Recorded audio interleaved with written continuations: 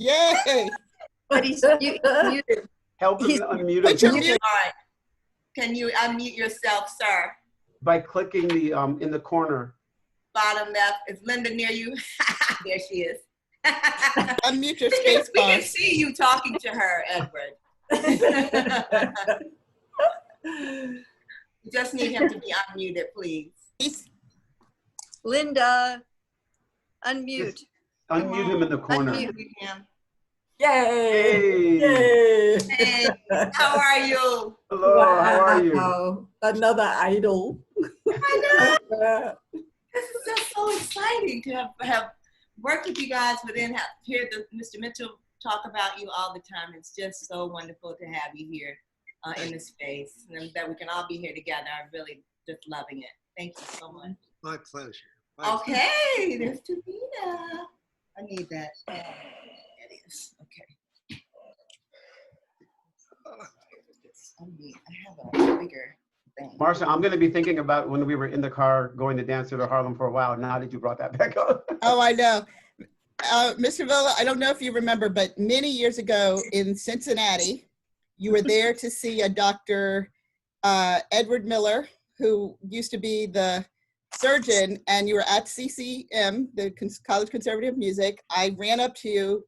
Thankfully, I was a child, so that there's an excuse.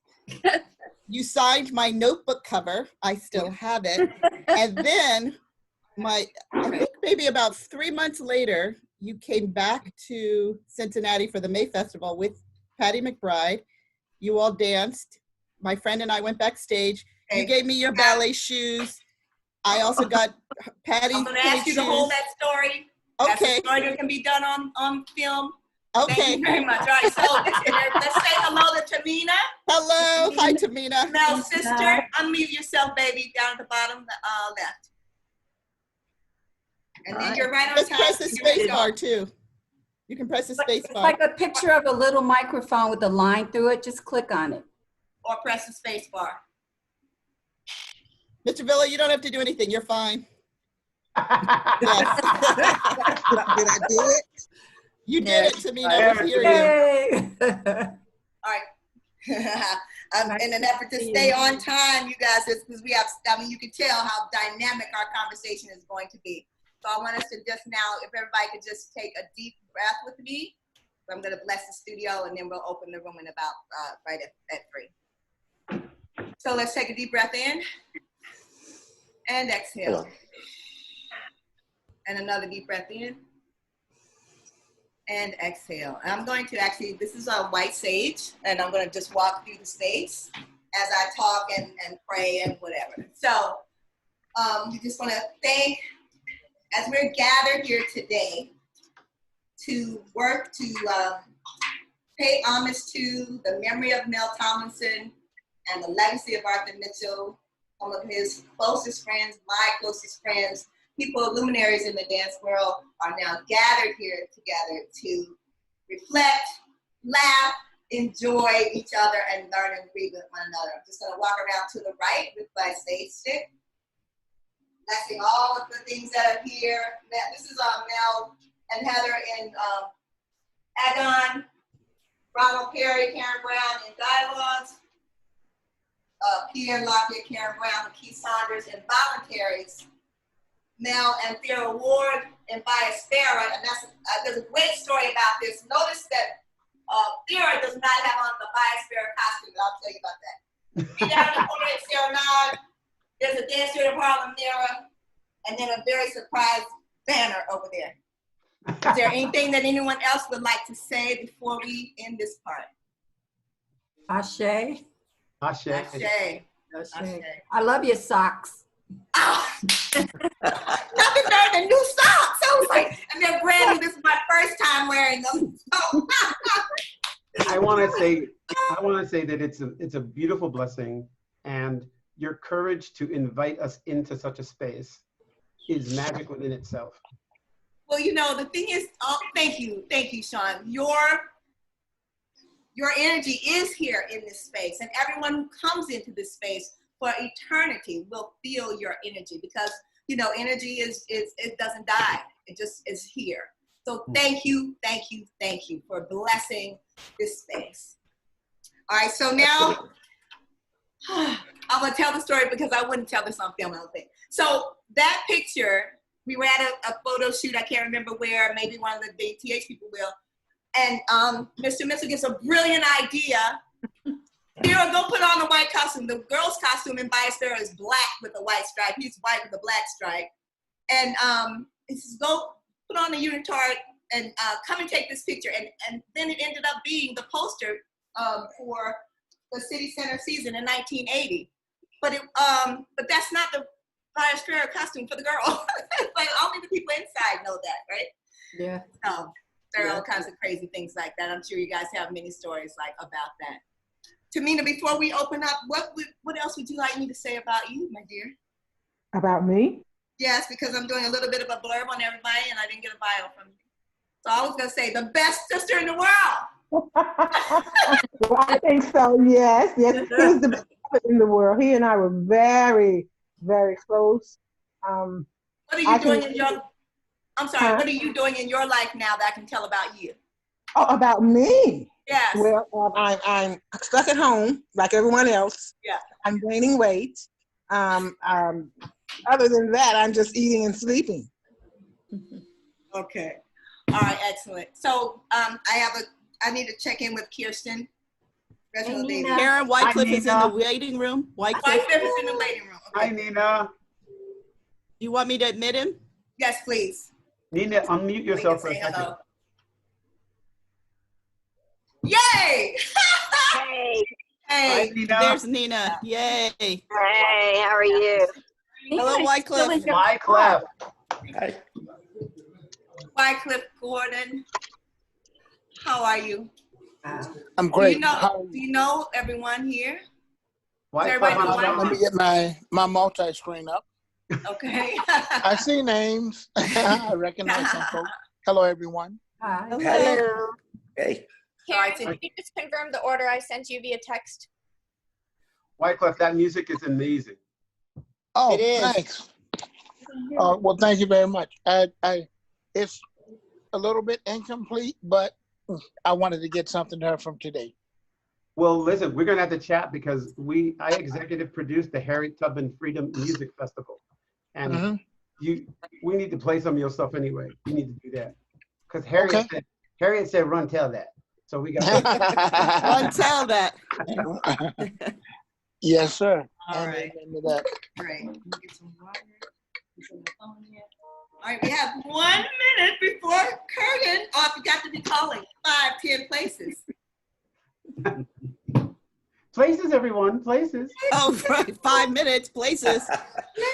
Run around, zip up your. I always had to go pee at this moment. It's like, and I'm already in the costume. Just gotta hold it. Hopefully you weren't stoned into any of them. Okay. Deep breath. Nina, you're still in your car. I'll be right I am still in my car. You know, you just never know what traffic's gonna be, right? Oh my goodness. Yeah. At You least just you get to never drive. know. Say it again. At least you get to drive. I guess. I just pulled over. I was like, I couldn't take the stress.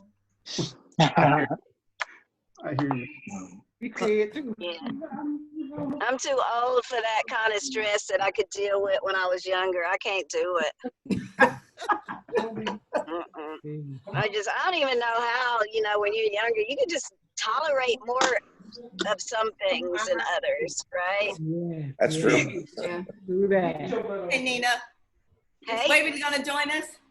I sent him the link. He's driving separately because he's flying out to London tomorrow, so our plans just sort of changed. Right. Well, I'm so glad that you guys are here. Well, I hope All he right, has, let I the hope he guests has- in. They're all waiting. I hope he has several masks. Several masks. Okay. Yeah, he's got his mask. He's got his mask. Because I would look like I was getting ready to go into an Ebola field if I was getting on a plane. Yeah, yeah, All right. he's ready. Good to luck the mentor. Yes. please. Well, you guys, I can tell I'm really back home, right?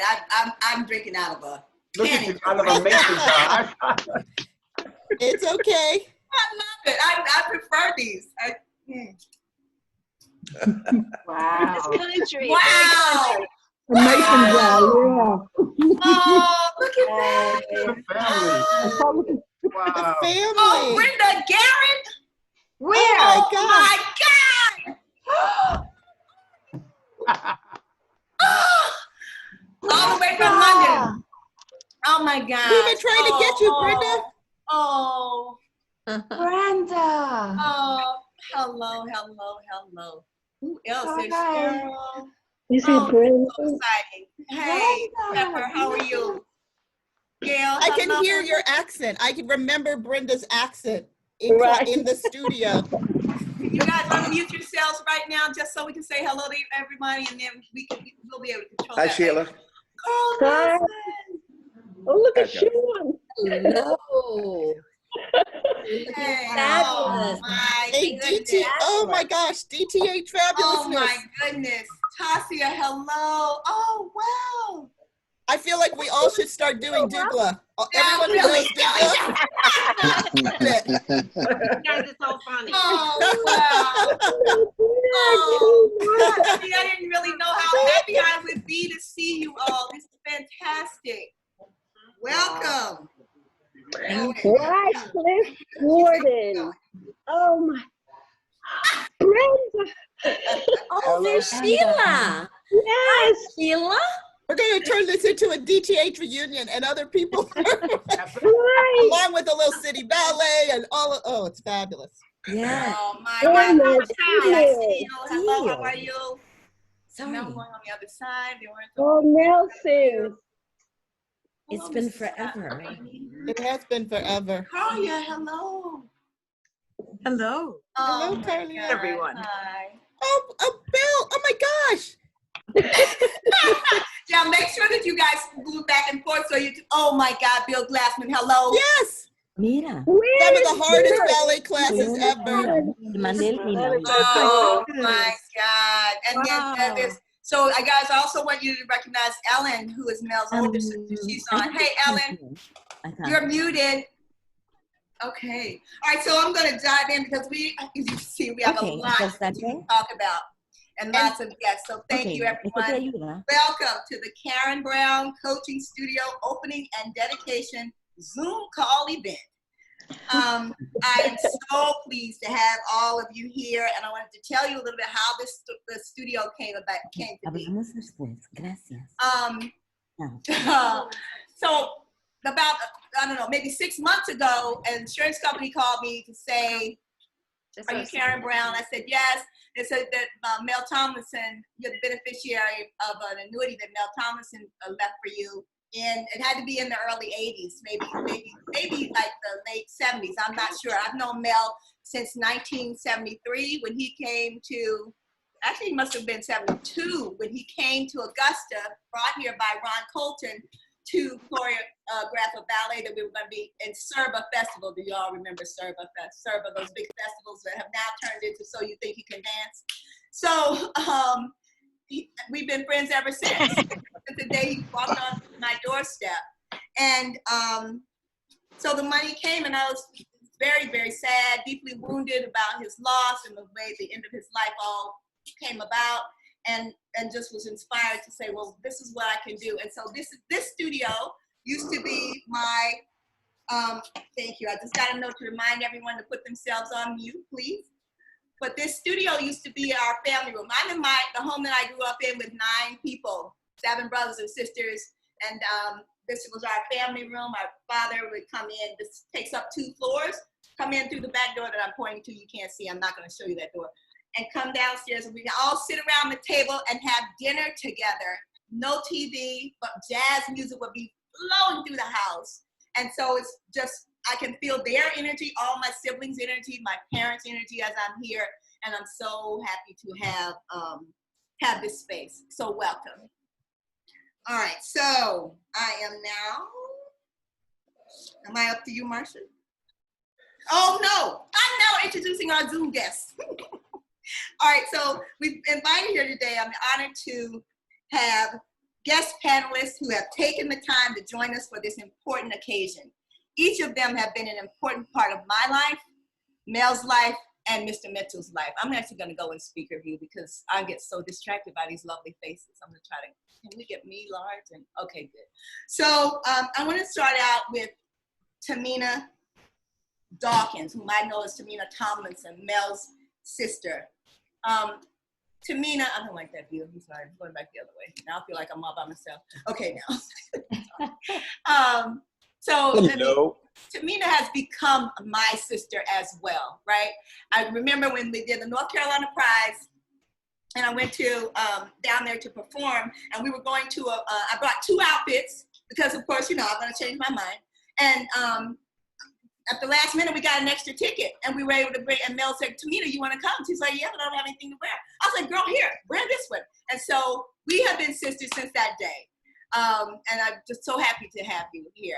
And also to have your sister Ellen with us as well. The next person, Renwick, was going to be here, Mel's best friend. He hasn't been able to join us because he's not well, so we're just going to include his name in this conversation. Charles DeRose, Mr. Mitchell's best friend. I cannot see the PowerPoint.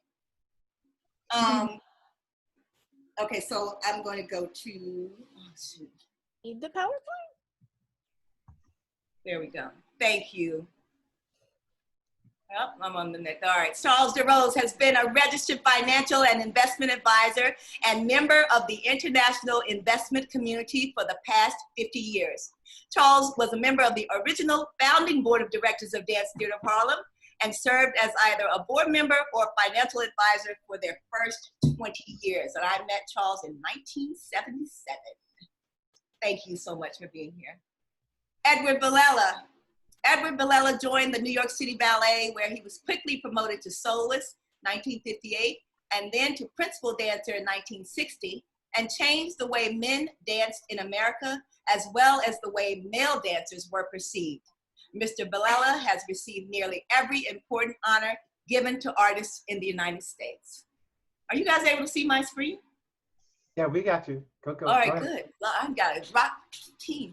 Kay Mazzo, chairman of the faculty of the School of American Ballet. Kay Mazzo is chairman of the faculty. Okay, I said that. Miss Mazzo, became a member of the New York City Ballet in 1961 and was promoted to soloist in 65 and principal dancer in 1968. She currently teaches advanced classes in addition to managing the school's artistic staff and overseeing all aspects of SAB's ballet training programs. Ms. Mazzo has been a trustee of the George Balanchine Trust since 1987. Welcome. Next, we have Lydia Abarca Mitchell.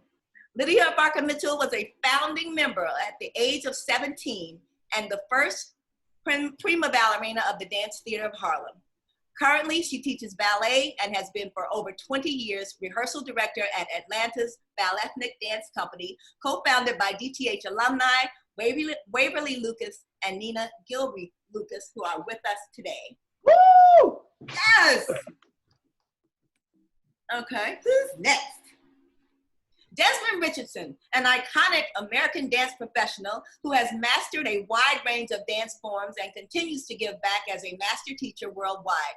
He is the co-founder and artistic director of the internationally acclaimed Complexions Contemporary Ballet, a Tony Award nominee as a Broadway performer, and has received the Capizio, Bessie, Dance Magazine, and is a recent honorary doctorate recipient from the University of the Arts in North Carolina. Okay, University of the Arts. I think that's North Carolina School of the Arts, because University of the Arts is in Philadelphia. Nina Gilreath is the co-founding director of Ballethnic Dance Company, located in East Point, Georgia, outside of Atlanta. She began her career by joining the Ruth Mitchell Dance Theater and then joined the Dance Theater of Harlem, touring nationally and internationally. Ms. Gilreath returned to Atlanta as a member of the Atlanta Ballet. Thank you, Nina. And Sean McLeod, an iconic American dance professional who has mastered a wide range of dance forms and continues to give back as a master, as a master teacher worldwide. Okay, that's not mine. That's not yours. I think that's so, Sean, But I love it. It's beautiful. No, I'm sorry, that's Desmond's. I'm really sorry. Let me see. I'll just expound. You give me, let me come here. Sorry, you guys, hold on. I gotta get this one right. Hold on 1 second. Go to my email. I was gonna say, I sound so much like Desmond. Yes, thank you. I was halfway through it before I realized that.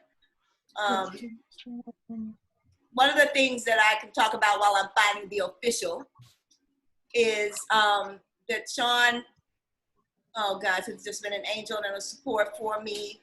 We first started working together. Okay, I found it. I can tell my story in the chat. Sean McLeod founded the Kaleidoscope Dance Theater, the New York Dance Festival, celebrating 30 years this summer, and the incredible Harriet Tubman Freedom Music Festival. Sean is president and CEO of the New York Institute of Dance and Education, founder of Reinforced Motor Function for Ballet Application and McLeod Technique. Okay, and now, Marcia Sells. Marcia Lynn Sells began life in New York City over 40 years ago, working for the late Arthur Mitchell, co-founder of Dance Theater of Harlem. She performed in many ballets with the company and in Dance in America and stages around the world. Marcia earned a BA from Barnard College and her JD from Columbia University School of Law. Marcia joined Harvard Law School in 2015 as Associate Dean and Dean of Students. Oh, do I get to read my own? Okay. And Karen Brown, born in 1955 in Okmulgee, Oklahoma, also known as Karen K.B. Brown, is an award-winning ballerina, educator, repetiteur, ballet mistress, and director. She is noted for her long career as a principal dancer with the Dance Theater of Harlem and as the first African-American woman to lead a ballet company. Okay, so Kirsten, Karen, thank you for the wonderful introduction. I would have read yours. Okay.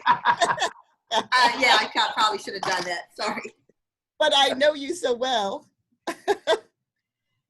And we're so excited to start this conversation. I'm incredibly honored. I just want to start with one thing. Karen and I met each other at dance. Oh, sorry. I'm sorry. There's one little thing that comes in before you jump in there, darling. Okay, sorry. That's okay, sweetie. We're going now to the video. We have a video about the studio build. And the music that you're going to hear that's accompanying the studio build video has been created especially for me by Wycliffe Gordon. There are 8 people. Woohoo! Yes, thanks. Tell her there are 8 people. Oh, you need to get in.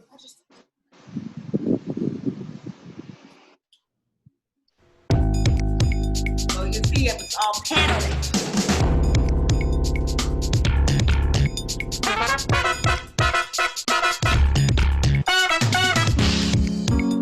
Oh, I love it. I love it.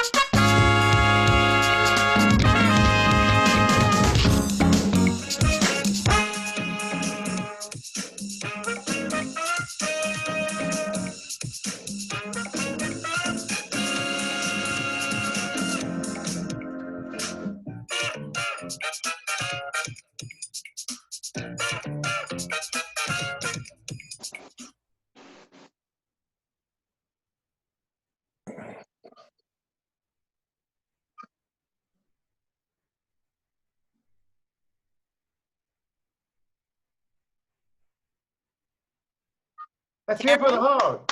Yay! Here we go. Yeah.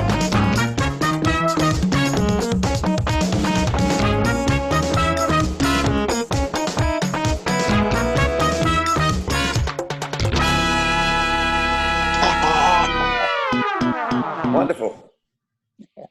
Nice. Here, here. Yay. Lovely. Yeah. Wycliffe, thank you Nice. so much. Wonderful. Oh, thank you. It was a pleasure. Anything for Karen. I If hear you. someone could put Yes, indeed. their phone on mute, because we'll hear your phone calls. But Wycliffe, just a little bit, even before I start, can you say a little bit about what was your inspiration in terms of the music? Well, Karen talked with me several weeks ago. We share the same hometown of Augusta, Georgia, and always wanting to do something here. And we've been talking back and forth. And over the months and really over the years. And then she told me about this idea. Then she had another idea. Then she had this idea. And I was like, okay. And she said, I'm thinking about a song. And I actually came up with the concept for a song. I sent her a couple of them. And to keep it short, she said, I kind of like something in this vein. So I sat down yesterday and I was up till about 3:30 this morning and I finished it. Didn't really get a chance to master it. But now that I see what they did with the video, it was just, a privilege and an honor to, first of all, be invited to be amongst you, but to do this for Karen. My homegirl, I look forward to many more things. And I've always loved dance and the history that I'm witnessing right now. I'm just so happy to be a part of that. So thank you. That's just so fabulous. Yay, bravo. Put your hand claps on if you have for reactions, people. Let everyone see. Lovely, That's really fabulous. Thank you very much. Thank you. So thank you. Part of this is a conversation with really some amazing people who've been in Karen's life and influenced her, as well as her relationship too with Mel. But why don't we talk, I want to have this sort of kickoff first with Tamina, talking a little bit about her relationship too with Mel and the relationship of Mel and Karen at Dance Theater of Harlem, and what that meant for them moving to this amazing enterprise that no one ever thought possible that Arthur Mitchell created. So Tamina? Are you on mute? I think you're on mute, Tamina. If you just, great. There you go. Okay. I just want to say thank you for everything, Karen, you have done. And thank you for everyone there and afar loving my brother. He and I were very, very close. I met Karen. She came to my mom's house with Mel. And man, it was some time, okay? Mel used to call her country. And we would pick at him because Karen talks with an accent to us.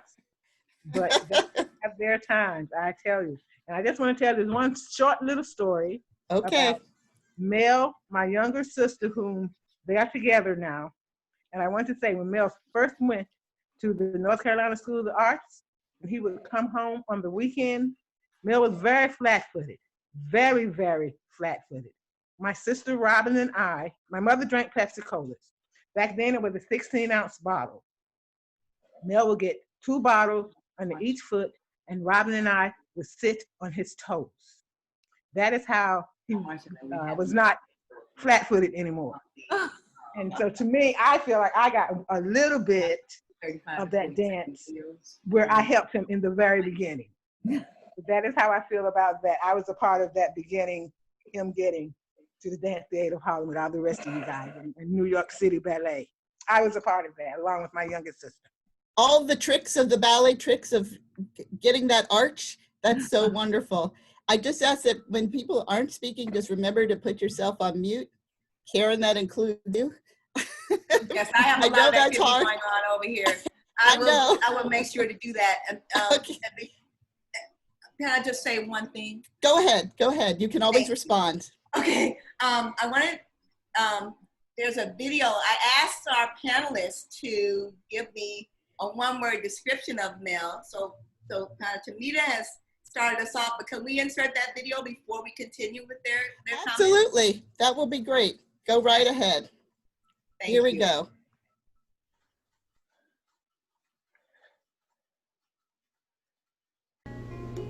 The word I choose for my brother is exceptional.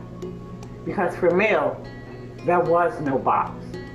And he did everything exceptional.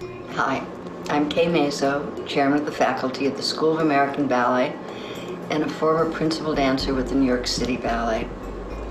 I've known Mel Tomlinson for many years, and the way to describe him to me is humble.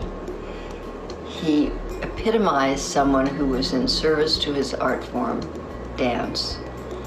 And he never mentioned that he danced for three of the most incredible companies, Dance Theater of Harlem, Alvin Ailey, and the New York City Ballet. Mel was a beautiful dancer, and more important, he was a beautiful person, and he will be very missed. Charles DeRose here on Mel Tomlinson, who I met at Dance Theater of Harlem, I guess, when he was in his very early 20s. He was a large man, but very sensitive, very soft, had a wisdom about him that was beyond his years. When Arthur chose him to dance the lead in Manifestations, the part of the snake, Mel went out and bought a snake so that he could watch its movements. Very wise beyond his years. He's very special, and of course he'll be very missed. Mel's qualities were sweetness, kindness, and generosity. Single word, sweet. Hello, KB. I'd like to say congratulations on your new studio and congratulations on dedicating the studio to Mel Tomlinson. I have a wonderful story about Mel Tomlinson because I modeled my career on Mel's career. I remember seeing him in the back of the North Carolina School of the Arts brochure when I was deciding which college I wanted to attend, when I was getting ready to leave Philadelphia and go to school. And it was between Juilliard and North Carolina School of the Arts, the schools that I wanted to audition for. And I saw Mel, and I saw all the things he had achieved, and I was immediately inspired before I ever saw him dancing. If anybody's seen the picture, it's a picture of him in a mirror putting on makeup, if I remember correctly. And I was like, I want to go there because I want to have a career like him. This man had danced in 3 or 4 different major companies and was legendary at that point. And he inspired me. He inspired me to go train in ballet and to become a better dancer. Congratulations, KB. I hope you have wonderful success with your studio. When I think about Mel, Karen, or Arthur Mitchell, as a black man, a dark-skinned black man or darker-skinned black man, I think possible. They showed me that it was actually possible for black people to make an honored living in classical ballet, which has not historically really allowed there to be a door, even a process for us to exist in that space. So I believe that this day, this event, this opening is quite historic in my life because the confluence of these people have helped me to exist. So I'm really excited for Karen. I am moved by the accomplishment of Mel, and I exist on the shoulders of Arthur Mitchell. Hi, my name is Lydia Abarca Mitchell, and my word for Mel Tomlinson is fearless. Anyone who can hang upside down from a cable while being lowered from the rafters down to the stage while contorting their body as the snake in Arthur Mitchell's ballet Manifestations had to be fearless and a little nuts. When Mel found out he was going to be doing Agon Pas de Deux with me, he had some big shoes to fill. I had already rehearsed and performed the ballet hundreds of times, and once even with Arthur Mitchell himself at a benefit in Atlanta. Arthur Mitchell could have asked one of the ballerinas from New York City Ballet, but he chose me. So Mel had to be fearless. And he was a thoughtful and caring partner, but he also liked to look around to see who was watching us rehearse. So one day I had to do this and this to Mel. And after that, we could read each other's nuances and subtleties, and we became a great team. I will miss Mel, but I am so proud of Karen for dedicating her new studio to the memory of Mel Tomlinson and the legacy of Arthur Mitchell.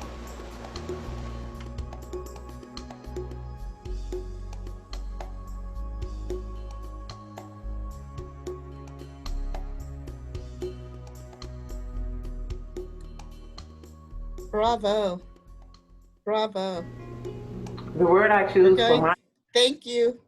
Thank you, thank you, thank you for everyone who participated in it. That's just fabulous. So now really to start the conversation with these amazing artists who've come to be a part of this, both dedication to the studio that, you know, in terms of honoring Mel and the legacy of Arthur Mitchell that Karen has built. I'm going to start the conversation, I think, with, we started with Tamina, but now let us start with two people who knew Arthur Mitchell before many of us even knew Arthur Mitchell. And I say us, I am talking about the DTH family, those of us who are on the screen and those of us from afar, but that is Edward Villila and Kay Mazzo.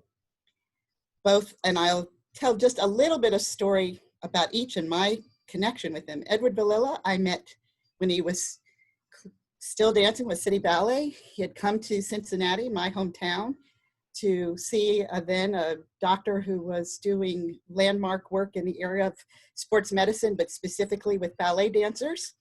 I was young, so when I described that, I literally ran up to him, almost knocking him over, and to ask him to sign my notebook. He was so lovely and kind to do so. And then getting to see him 3 months later after that, I think it was an opportunity to show off Dr. Miller's great work.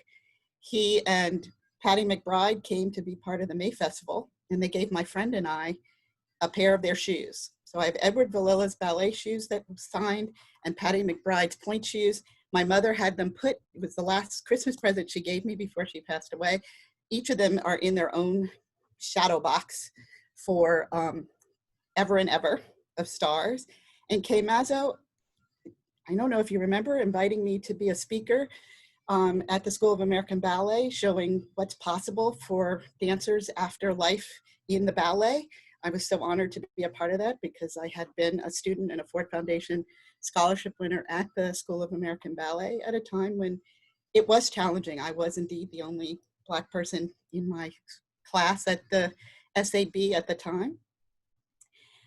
In addition, Kay was also a wonderful, wonderful speaker at the dedication of the archives that Mr. Mitchell left to Columbia University in order to preserve the legacy of his role in dance. And Kay was a part of a really wonderful, wonderful panel that included Arthur Mitchell. It was such a lively conversation. So I'd like for Kay and for Edward to give a little bit of story both about Mr. Mitchell and about Mel and your conversations too with Karen. Kay, do you want to go first? Okay, thank you, thank you. Karen, thank you for asking me to speak today in honor of two men that I think would be very happy about what's happening today. I knew Mel as the beautiful dancer he was. Unfortunately, I wasn't in the company when he was in the company, so we never got a chance to dance together. I saw him last at a memorial for a dear friend of ours, Peter Frame, and Mel spoke so touchingly and beautifully.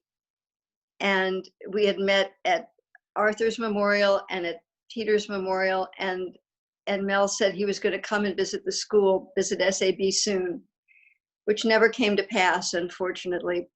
But I think the school was a good part of him. I do believe that. And I knew Arthur since I was 13 or 14 years old. He taught jazz classes. in this little studio on the second floor in Madison Avenue in the 90s, and I would take his jazz class all the time.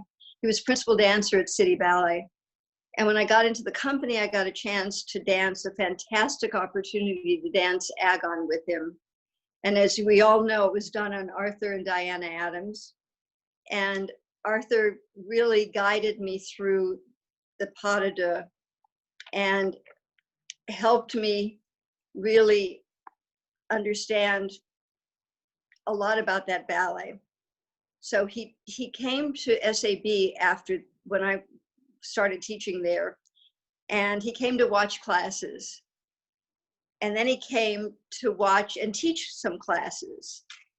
And then we were talking about diversity maybe 10, 12 years ago, and Arthur said, I can help you with that also.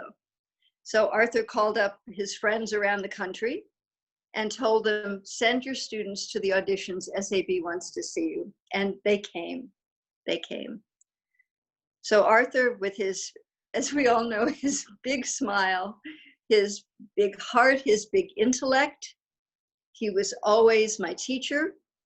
And as we all say, is the two men are so missed. But I know they're here today. So thank you so much, Kay. Thank you. Edward, would you like to say a little bit about both Arthur Mitchell and Mel and this moment of Karen dedicating the studio? Take yourself off mute. Eddie, you have to take yourself off mute. Go to the left. Let's see if I can help.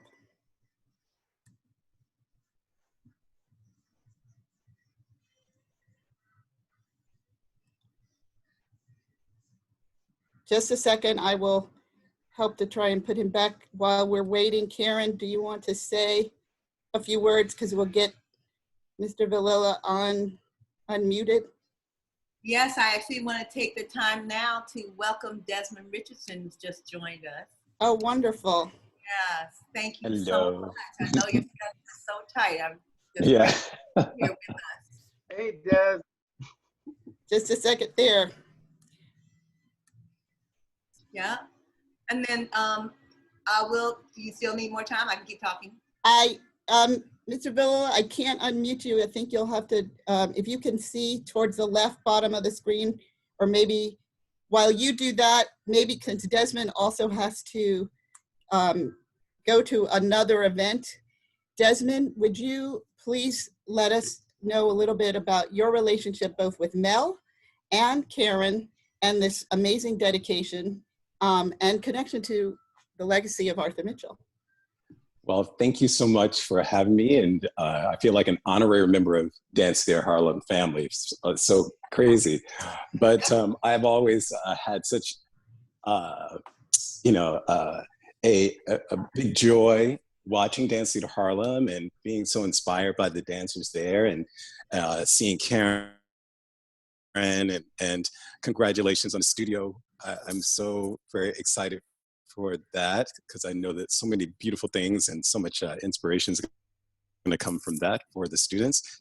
And for Mel, my gosh, I first actually met Mel when he came to take class and stood in front of me when I was 15 years old at the Alvin Ailey School. And Walter Raines was my teacher. He was the one who trained me. So in particular to classical ballet and really pushing me to do all of those things. And so he said, you need to look at this guy. And I was like, oh my God, I was looking up and he was in a unitard and just with those sleek svelte lines and that neck of his. And just, I couldn't believe what I was watching. And Walter was saying, pay attention. And I was like, oh my God. So I'm watching him. I was consistently looking at everything he was doing because there was such specificity and detail to absolutely every step. And that I wasn't training like that. I was just trying to get everything because I started late. I started in my freshman year of high school. So I was like, what is this ballet thing? I came from hip hop and popping and gymnastics. So and then when I saw him, I knew that I could have something like that. And he said to me after class, he said, my God, your Arabesque is very high. Mel said that to me, and I said, "Oh my God, thank you so much," because his Erebus was crazy high. So, and with the releve like that. But he said, if you want to get to another place in your career, what do you want to do? What do you want to? What are your aspirations? And I said, I just want to dance, and I want to dance as many places as I can, and I want to be on Broadway and all of those things. And he said, well, you got to get to work.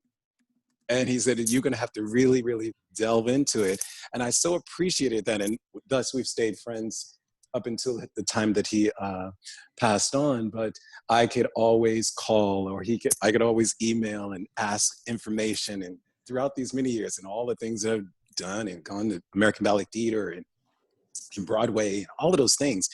And as well for Mr. Mitchell. Mr. Mitchell was one of those ones who had me take class at Dance Theater Harlem through the invitation of Walter Raines. And I came in and I saw all of you all like, oh my God. And I'm like, ah, there was Virginia Johnson, and there's Karen Brown, and then Christina Johnson. I was like, I'm flipping out right now, just being in the room trying to catch a combination. So, but it was just really wonderful to have those mentors with me throughout my career. And as you very well know, or not, that Mr. Mitchell gave Dwight Rhoden and I the opportunity to create one of the ballets, a twist on Dance Theater Harlem, which to great success with the company. And it was just beautiful. And we've always had that sort of relation. And actually he and Dwight share the same birthday. So yeah, so it's so crazy that we had this beautiful connection, and he would come and see Complexions performances and share things with us and get those girls on those points, make sure those heels are forward. I love to see some more transitional work, all of those things. We would listen to that because that's important. And I think it was super important for me and Dwight to just allow, and hear any information he wanted to impart onto us. We were just like ears open. Desmond, that's just so fabulous. Thank you, thank you, thank you. We're so glad that you could join. And Thank also, you. as someone who too is an inspiration, because you are the first, African-American male principal of American Ballet Theater, and making that transition from ALE to ballet. But we now know how much in terms of Dance Theater of Harlem's role in that. So we're so appreciative that you could be here for this dedication. And now Eddie Valilla's mute is off, and to say a few stories just about Arthur Mitchell and the relationship and Mel. Thank you, Desmond. Now, Mr. Valilla. First of all, I knew Arthur from our days at the High School of Performing Arts. I believe he was there the first year. I was there the second year. And of course, we found a friendship. And I found that this was a man who was just full of passion. And this is what he wanted to be. But he also instilled all of that kind of attitude, manner, approaches, ambitions to all of those of us who were around him. When we got to when I finally got to the New York City Ballet, we shared a dressing room for about 3 or 4 years, and had a wonderful beginnings of an ongoing relationship that lasted until his death. And I had such enormous regard and for his passion about anything and everything, but it certainly had to do with this thing called dance. We were old-fashioned, so wonderfully moved when Balanchine in his wisdom understood that here was a dancer who needed to be in a classical ballet company, but a neo-classical ballet company. And the repertoire provided by Balaji Robbins, the New York City Ballet, for him was just amazing and extraordinary. And then along came A Midsummer Night's Dream. And the first thing I said to myself was, I'm going to be Puck. And now I am so grateful I wasn't Puck, because what Arthur did with it, I couldn't come near with those inventions, the wit, the style. He just ate it up. He understood it. He understood it immediately. So I'm again, as I say, terrifically grateful that Arthur showed the world what Puck should be, because I would never have gotten near it. I mean, I have a very, very odd and strange background in all of this stuff. First of all, my father said to me, enough of this silly dance stuff. You're going to college. He sent me to a military college. I have a Bachelor of Science degree in marine transportation. I'm a graduate of the New York State Maritime College. I was trained to go to sea, and I was going crazy. I had to dance. I used to sneak off the base 3 times a week and go in and start taking classes at the School of American Ballet. And then, of course, all of that became my passion. And then I got the role of Oberon. And thank heavens I got that role, as the previous story I was telling about Arthur and how brilliant he was. But my wife is waiting. Okay. So Mr. Villela, I think what she's saying is that our 1 minute, we're going to take a bit. We will be also in conversation and come right back to you. But thank you. And we're so glad that the military did not get you, or marine science, but that ballet did. That was absolutely an absolute gem for all of us. So with that, the person that helped bring Karen and Mel and myself and many of us from Dance Theater of Harlem together, Arthur Mitchell, I want to have Lydia Abarca Mitchell, early ballerina and muse, talk a little bit about Arthur Mitchell and her time with DTH, Mel, and Karen, because she has stories about all of us.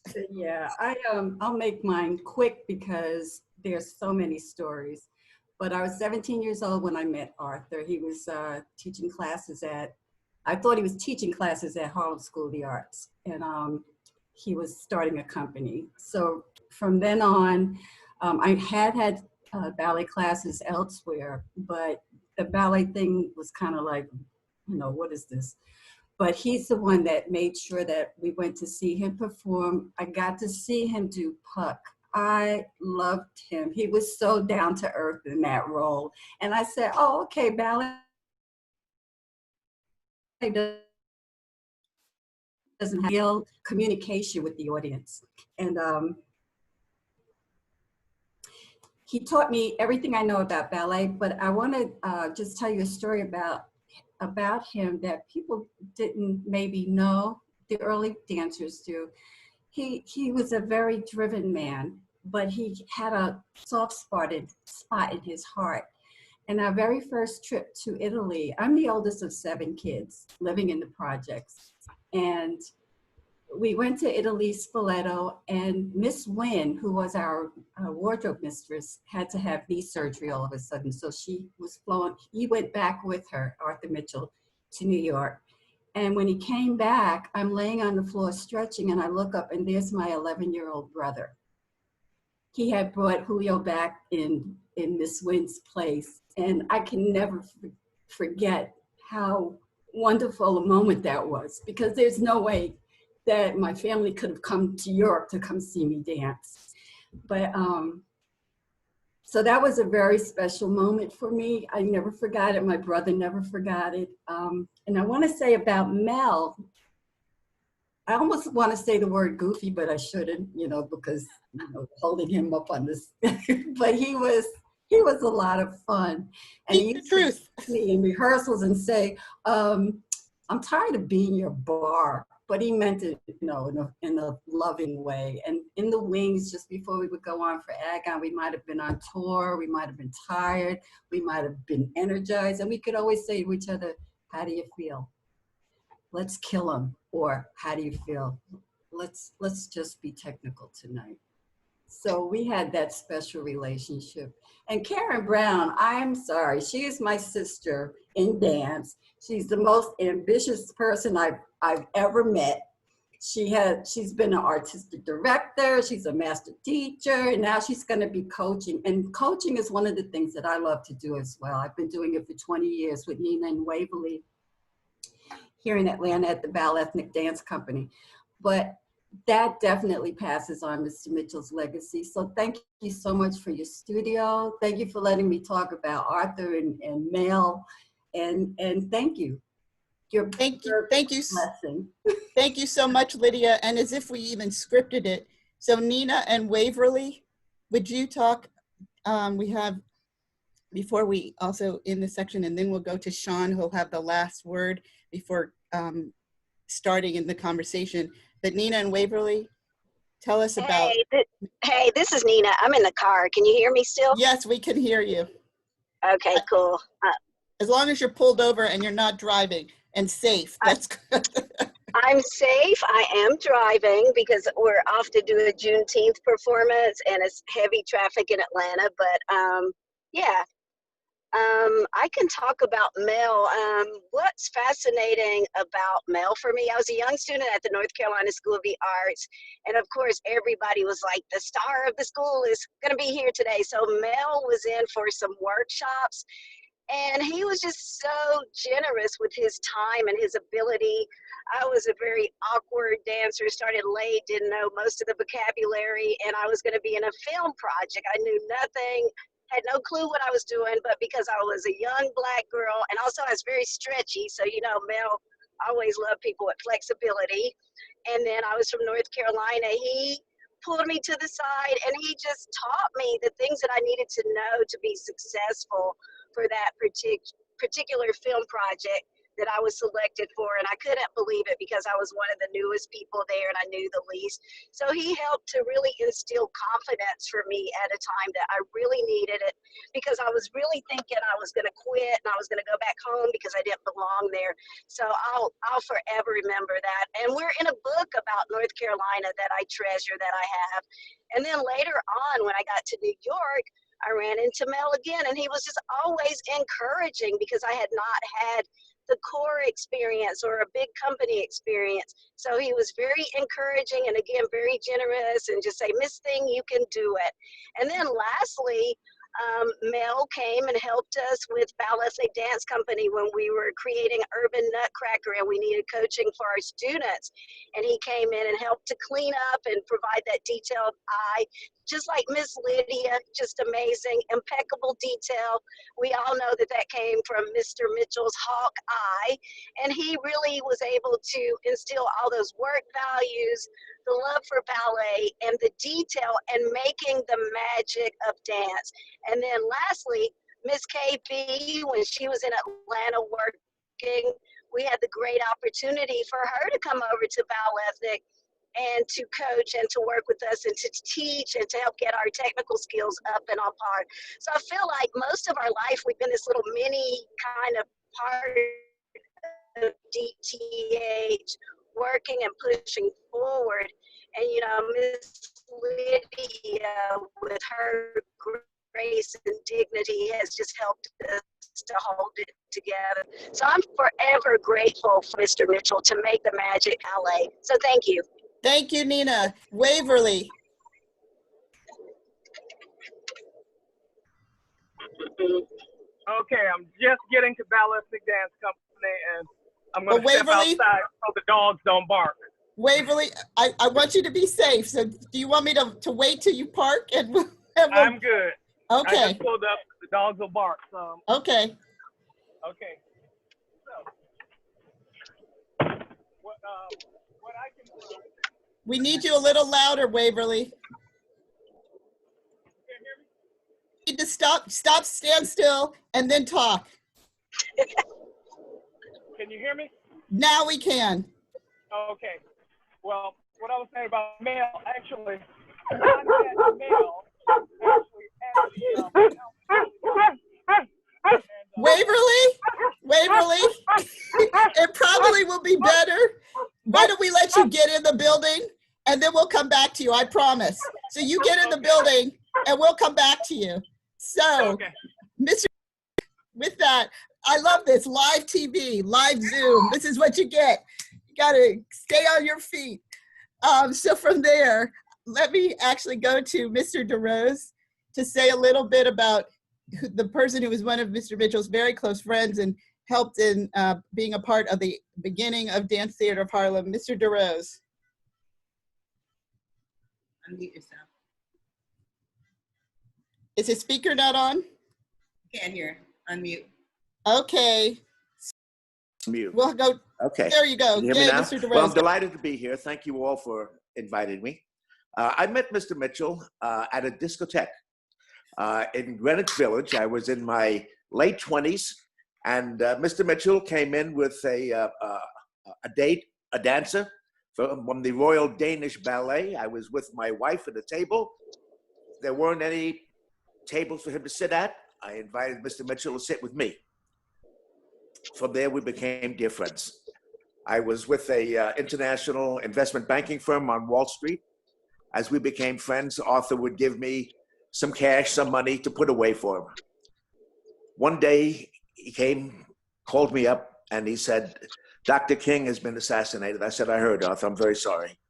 And he said, I need you to help me. I said, to do what? And he said he wanted to do something for his people in Harlem. And I said, like what? And he said, a school. We got together, we talked, and he told me what he wanted to do. And I said, well, I think you need to form a not-for-profit organization. He said, I don't know how to do that. I said, I don't either, but I know a federal judge that can help us. We formed the Dance Theater of Harlem. He made me the treasurer. I told him I didn't know anything about being a treasurer. I found out I had to write proposals and go and beg for money. Betty Cage at New York City Ballet taught me how to write proposals. Mr. Mitchell was a wonderful man. I said to him, what happens when your savings run out? He said, if your motives are pure, an invisible hand will always come to help you. I think that kind of spirituality identifies in Mr. Mitchell more than anything else.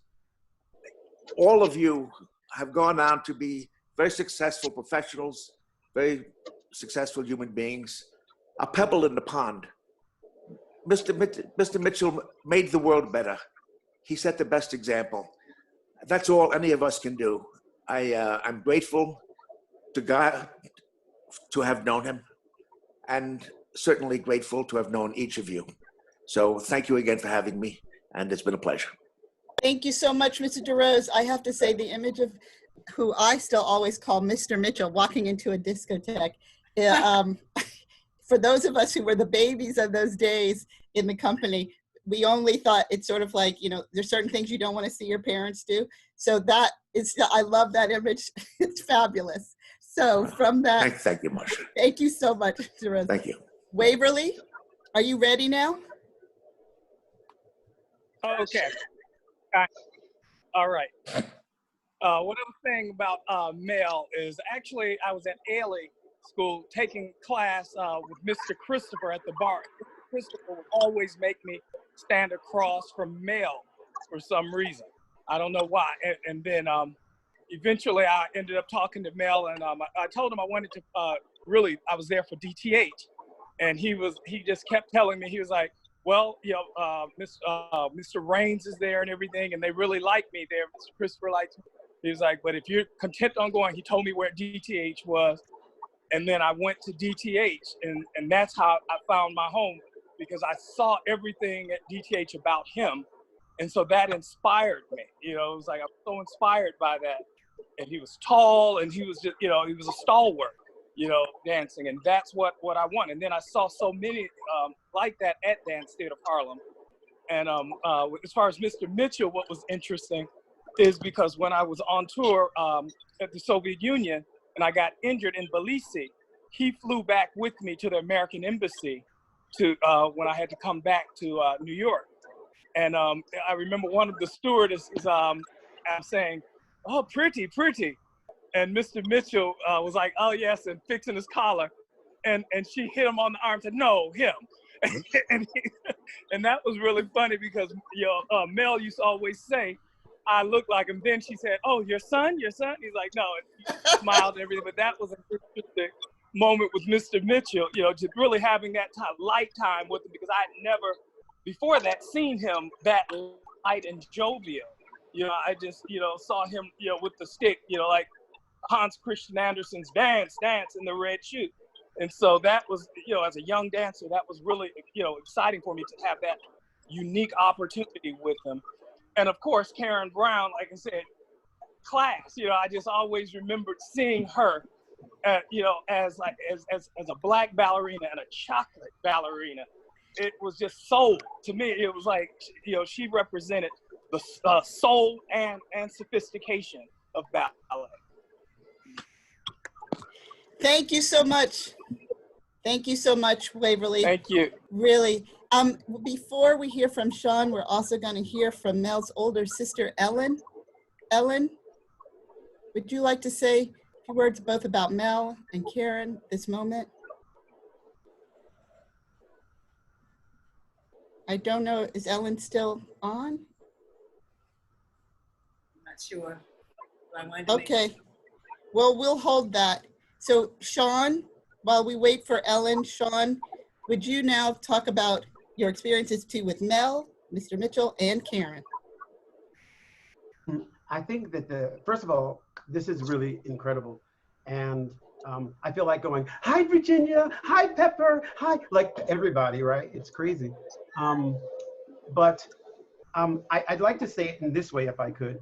I'm going to talk about the impact of Arthur Mitchell from the standpoint that when I started singing in church, right? Singing solos every week in church at 3, 4, 5. And by the time I was 7, there was a big regional musical theater. And I got picked up to play Gabriel in Shenandoah, right? The only Black person in the show, and I had to play a slave. And my dad, who was the Human Rights Commissioner of New York at the time, decided I was going to be a dancer, that I would have to be a dancer to be a triple threat. And he said that as a black man, as a Black boy, I had to be 8 times better than my closest white counterpart. And for me, the concept of taking ballet as a late, early teens was a death sentence, right? And so my dad took me and made me start studying ballet. And not only was I the only Black person in the room, I was the only male in the room, right? 70 women, 70 girls, and and myself. And I absolutely loathed it. And my dad at one point took me to this city and had me see Elvin Ailey. And I saw Elvin Ailey American Dance Theater. And I was like, that's cool. Then he took me to see Dance Theater of Harlem. And when I saw Dance Theater of Harlem, my dad arranged so that I could meet Arthur Mitchell after. He was coming out of the stage door and I got to meet Arthur Mitchell. And he had said to me, you like ballet? And I said, no, right? And then he told me, and I said, no one I know does classical ballet. And he said to me, I do. And it was amazing. It was transformative. It was enough. At that point, I was able to see myself in a place that I had not seen myself before. And so that was kind of an opportunity. I got to know Mel from afar, from watching all the things that he was doing. And then Karen Brown first came to my eye, like Waverly was saying, it's this sense of class, absolute class. And she, at one point in my life, she became the executive director, I believe, of Oakland Ballet, and I was doing a lot of choreography. And I was told by other really influential people I went to purchase, and Carol Walker, absolutely love her, but said I could never really be in concert dance. Like, that's just not for you. And the whole choreography thing. But Gail Young and Rosanna Savaldi and BJ, they all kind of took me under their wings, and Meta, and were giving me all of this stuff. And so fast forward, Karen Brown one day calls me up. She and I were doing some work together, and she calls me up and says, you know, I gotten this opportunity to go and to be the guest artistic director at this ballet company in Kansas. And I said, well, you know what? You really should do that. You should do that. And I was talking her into it, and she was like, Sean, I don't want to be in Kansas. I said, you need to go to Kansas. And so she's like, okay. And so she told me she was going to call up Jean-Pierre or somebody and have them choreograph. And she calls me up a couple of days later and says, Sean, I need a choreographer to come with me. I want a choreographer. Why don't you come with me? I said, I ain't going to Kansas. What the hell am I doing in Kansas?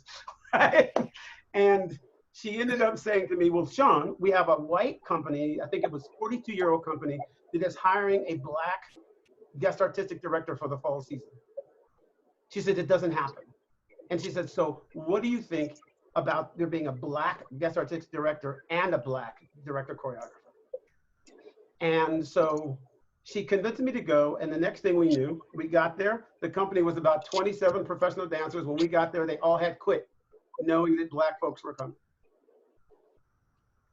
They all had quit. There were like 2 professional dancers left. Karen looked at me and I said, that's okay. Karen said, Sean, we're going to treat it like it's off Broadway.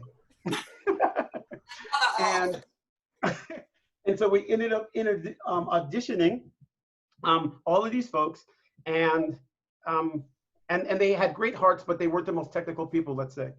And Karen had started working with me on this technique that I had started, which was called reinforced motor function for ballet application. That was considered to be like this new innovation or this plug-in for classical ballet: alignment, flexibility, and strength. And Karen started learning it from me. I was blown away that she decided she wanted to learn the technique. It blew me away that she wanted to learn it.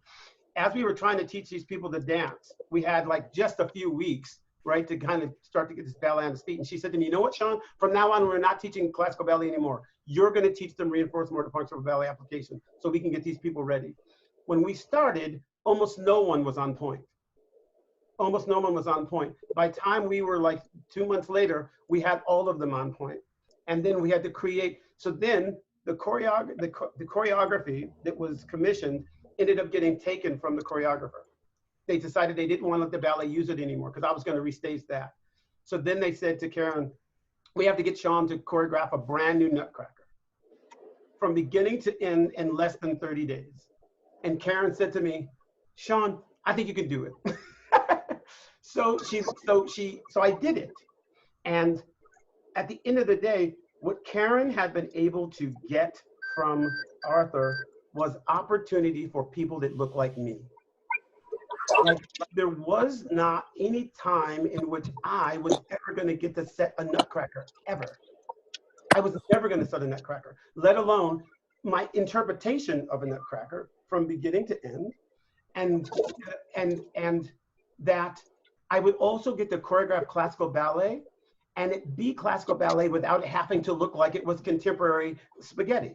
Because there's a notion that if you're black and you do classical ballet, that you have to be doing contemporary, neoclassical, that you cannot just do a ton de devant. So that was the thing. So that's what Karen was able to bring me. Mel, like Desmond said, he was always the example of impossibility, and Arthur Mitchell was the proof that impossibility could be surpassed. And I still have to say, and Virginia is fierce. Sorry. Thank you, guys. That's Thank you. So fabulous. And sometimes what it says, when you make a way out of no way. So with that, Ellen Tomlinson is now on. And Ellen, we'd love for you to share your thoughts about Mel. And I just also want to add and let everyone know, even as we finish with all of the conversations with our last speakers, we will be in conversation with each other after this. Go ahead, Ellen. Oh, hi, everybody. What's up, Karen? Hey, T. Okay, Mel. Wow. That's a mouthful, just that. Those 3 letters, that Mel. Growing up with Mel was an adventure. But what I will say about my brother is that what I admired about him, whatever he put his mind to, he did. Everything he ever set out to accomplish, he accomplished it. I don't care what got in his way. Mel let nothing stop him. I'm gonna learn sign language. Yeah, right, he learned it.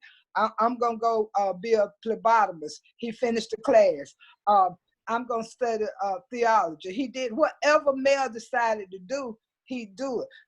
We got a friend who talks about how he met Mel in class in high school. He said, the dude walked in the classroom on his hands. Okay, Mel could do whatever Mel decided Mel wanted to do. I'll never forget when we were in the projects, one of the units had a library. Well, I like to read. So I was always up there every day because I get 2-3 books and be through with them by the time the library opened the next day. Well, then they decided to open a recreation center next door. I realize now that Mother sent us up there to get rid of us because she needed a break. I didn't know that then. But they offered a ballet class.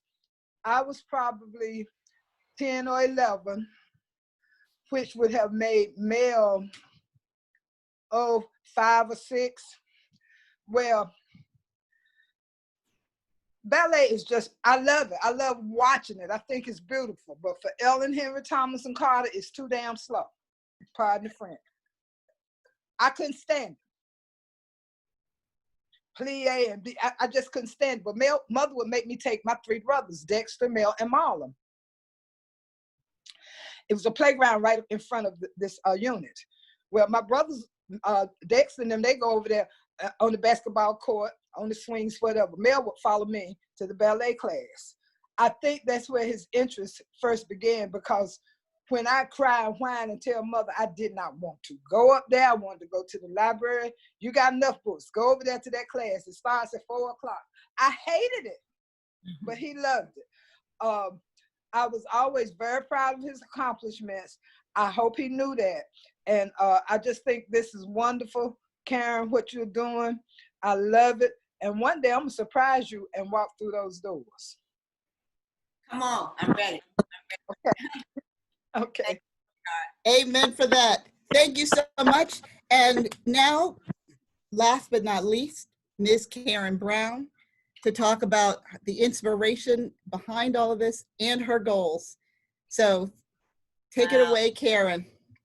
Hello, everyone. I am so overwhelmed just to have you here. My heart is full, full, full. I think, first of all, I want to make some comments on the things that I heard, because I kept to, like, turn your mic off. So I want to say, Desmond had to leave us. He had a class at 4 o'clock, so it was great that he would come on before class. I'm not available in the hour before I teach class, but there are people who can do it. So I was really happy you could do that. But I wanted to say that when I became the artistic director of Oakland Ballet, the very first work that I commissioned was from Complexions, and Dwight and Desmond came out. I mean, I didn't even know how to commission a piece and all the different things that you would do. So one of our ideas, because we didn't really have that much money, was we were going to house the choreographers and all the people that would come in, because it was in California and I was in New York, so all of my network was in New York, and I was bringing people out, and they were like, well, where are we going to put them? And they were like, I said, we'll have to have a 5-star hotel. And they were like, well, we have the Alice Arts Center, and they have rooms upstairs. We could go to Rooms Are Us and outfit the room and have a nice little thing, and then they could just walk downstairs and come to work. And I remember Desmond and Dwight were so gracious. They were like, Karen, that room is nice, but we can't stay there. So we did put them in a hotel, and they just were so gracious to my dancers who were accomplished. Ron Guidi is a 40-year-old company, but as what happened when Sean was talking about Ballet Wichita, dancers left before I arrived. They were just like, for whatever reason, either they wanted it to be Ron Guidi or they didn't want to move forward with me. I didn't have time to think about why they left, but Desmond and Dwight came into that room and were able to give me a ballet that made my dancers and the capabilities that they had at that time just shine. And I was just so grateful for their care and their love of me and of my company. The other thing I wanted to say was Mel could be goofy. And when you, we're gonna look at a video later, you're gonna be able to see how goofy he could be. Well, I actually don't know because I have to see what it's really gonna be, but he could be really goofy, but like Lydia was talking about him as a partner, I had no fear when I was working with Mel. He would come up with some crazy lists. In the lecture demonstration, we were trying to show off what we could do. Miss Mitchell would introduce, and now the dancers are going to do these death-defying lists. And we were like, we are? like we practice these all the time. But we came up with this lift where I was on the floor, and he would pull my hand, and from being in a pike position, I would end up in a bird lift. And I had no fear that I was going to go over the side of his head and end up on the floor. I love him dearly. I miss him tremendously. And then I would say, though, I want to tell my story about Mr. Mitchell in the discotheque, Charles. So I used to hang out at the club in New York, and I think we were at, God, where was it? It was either Better Days or, oh gosh, Studio 54. It was Studio 54. So I was in there, me and Roman Brooks, Paul Russell was there with me. We were just jamming. And here I'm on the dance floor, and here comes Arthur Mitchell. I was like, oh my God. Because, I mean, really, you know, you're at a club. You don't want to see the boss at the club. And so I managed to, he looked at me kind of like, how long are you going to be here? It was already after whatever, and class is at such and such a time. Not really saying anything because we were in public, but I hurried up and got myself out of there. And you better believe I had my point shoes on before the bar started the next day because I didn't want to hear any of it. Then I got a message that Wycliffe wants to name that music KB's theme. I'm excited about that. That's like, thank you so much. Whoa, that's beautiful. And then I just wanted to say, it doesn't bear repeating, that the Ballet Wichita story is true. So yeah, that was amazing, and the reinforced motor function for ballet application. Having certainly gone through a traditional ballet training, conservatory style, and then to find this accelerated learning technique, I was just like, this is the only way we're going to get these people who literally, some people were not on point. They just had shoes out of a box. How do you sew them? To go to be able to do a Nutcracker ballet was just incredible. It's an incredible technique, and I just want more people to know about it. About Mr. Mitchell, I'll just say that he changed my life. I think everyone can attest to that, right? He's a powerful force. He taught me so much. My parents had already pretty much groomed me as I was coming up, but then to go and to be, I always wanted to be a world traveler. So I never really thought about ballet. I didn't know anybody who was a ballet dancer. I mean, the first time I saw a Black ballet dancer, I mean, my mother used to wake me up on Sunday night to watch the Ed Sullivan Show, but she actually took me to see Lydia and Mr. Mitchell perform in Atlanta. And I was just like, oh my God, this is amazing. It's something that I could do. I mean, I thought it was something wrong with the TV that everybody on there looked white, because they were representing stories that I was very familiar with, but all the people that I was familiar with, those stories, they were Black. So I was like, oh, but the technology, they're gonna get it together so that the people really look the right color. And this is the kind of way I was reared, just that I could do anything. The world was whatever. My parents, even though we lived in the South, it wasn't over my head that we are in a segregated area and that there are things that you cannot do. So to be able to, I know that one of the qualities that I possess is my resiliency. And so when all the studios shut down, I was like, you know what, you have enough space, put a studio in your home and you can teach online. So this is the whole idea about this space. And I really, really just, and as I said, overwhelmed that you are all here to celebrate this with me. Thank you so much. Yay, Karen, thank you. And there's a picture too of that, Beyond My Dreams. There's the picture Lydia's holding up, if you can see in the screen, that was the books, Mel, the picture, it's fabulous. Yes. A wonderful book. A wonderful book.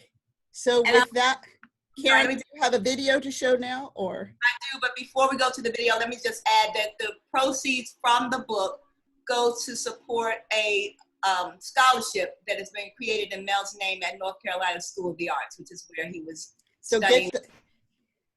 get the book, however you get it. You may not have to, give Amazon more money. There are other book distributors, but get the book.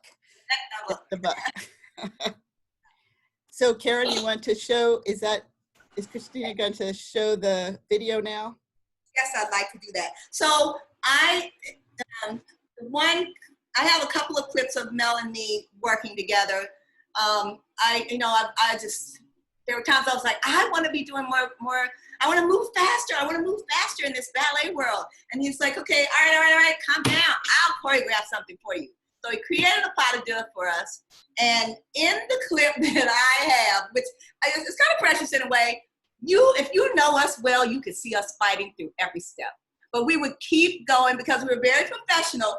But he would look at me and I would look at him like, boy, don't even try it. Just keep the music playing and let's get through this piece. And so it was he must have created it after I did, the company did Graduation Ball. And in Grad Ball, I was one of the Foyte girls. And so, wait, Sean, I don't even know if it's still in there. But anyway, in the Graduation Ball, there's a competition between the Foyte girls, right? So Terry Orr taught us the piece. And one day, we were like, okay, Foytes, we got Foytes. What other kinds of things did people do? So he said, well, there's a couple of things you could do to be outstanding. One, you could do Foyte, penché, Foyte, or you could do Foytes in a circle. In a circle? Really? Okay, so that is what I was like, I like that idea.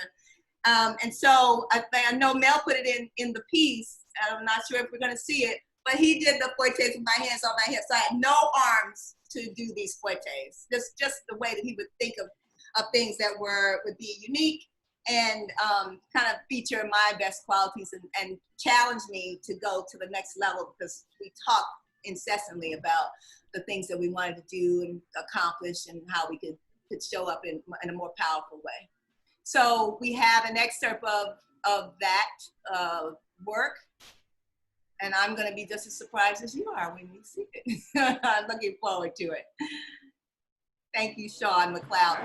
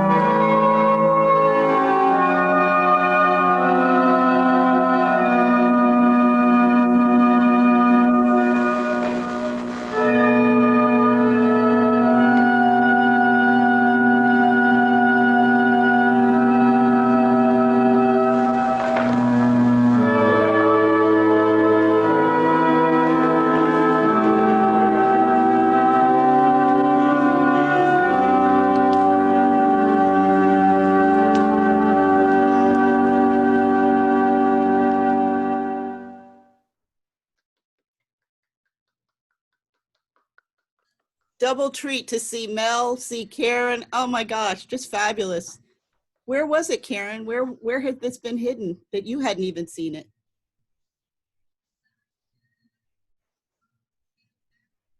You have to take yourself off mute. Yeah, it was beautiful. Of course, I had a couple of tears, but that studio, that's when Mel was at Boston Ballet running City Dance. And he, you know, he was marking a lot. He had some soldiers like, just keep the camera on her. Just keep the camera on her. I was like, okay, good. Yeah, keep the camera on me. That's right. So that was I'm glad fabulous. that we had that. And thank you to Sean and your team for putting that together for us so that we could look at that today. It's beautiful the way you put it together. Thank you. Thank you to everybody, to Edward Balilla, Kay Mazzo, Wycliffe Gordon, Mr. DeRose, Nina and Waverly Lucas, Ellen and Tamina. Thank you so much. At this particular point, Karen wants us all to sort of be engaged in conversation because we're all seeing a bunch of faces that we have not seen before. We also have on this call too some of the legacy members of Dance Theater of Harlem. Yes, go ahead. I'm sorry, excuse me. Before we do that, because I know people have schedules that they may have to jump and we're already over 4. What I would like to do is just talk about a little bit about what's going to happen in the studio and then the upcoming projects that we have, and then people have to jump, but they feel free to stay here. We have the call until 5, I think. But I wanted to just talk about the kinds of things that we'll be doing in the space. There's a Beyond Ordinary Mastermind series that will be here. It's 7 women talking about how they survive in life, period. And as I already talked about, my quality is resilience. There's going to be the Black Ballet online concert scheduled for August in partnership with Sean McLeod.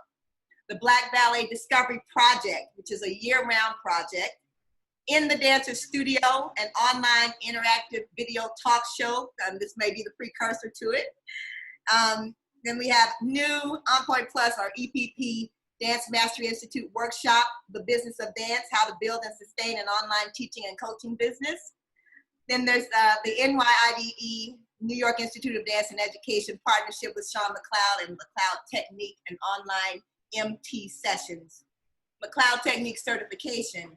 And The Anointed Ones, a podcast to interview all the people who were part of the Dance Theater of Harlem under the late Arthur Mitchell's 1934 to 2018 direction from 1968 to 2010. So I'm very excited about all the projects that we'll do inside this space. Thank you all so much for being here. Those of you, if you need to leave, Desmond already, if you saw in the chat, said goodbye to us all. And now we can talk. Oh, can I say something quickly?